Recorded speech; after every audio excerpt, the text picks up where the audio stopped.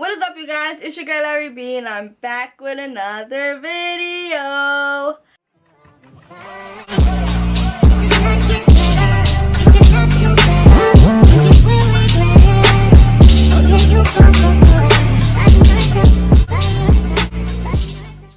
In today's video, we're going to be working with my favorite company, which is Nadula hair. I was sent my last V-part wig you guys will be seeing on this channel. No more V-part wigs because my hair is going away soon.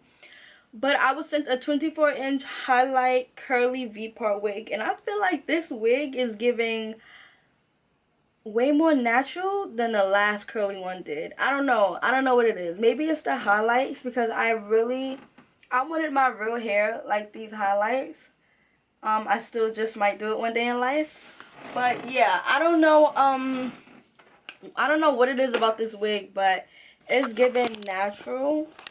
It's giving real natural. Like, I'm really jacking it. Like, my hair blends so flawlessly with this pattern. I think it's deep wave if I'm not mistaken. But yes, I was sent a 24-inch curly V-part wig. I won't be talking in this video. I already uploaded 3 V-part wigs and talked in every single last one of them. The wigs are easy. I feel like you guys get it by now. You know what to do. This is real easy, real beginner friendly. Literally all you have to do is throw in your wig and go. If it's curly, wet your hair and go. Or honestly, you won't even have to use leave out, because I've seen a couple videos where girls didn't use leave out and the hair still looks natural. But for me, of course, you guys know I want to go for a more natural look and I don't want my wig to look like a wig.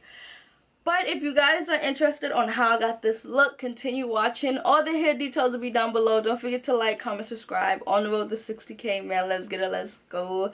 And I'll see you guys in another video. Bye.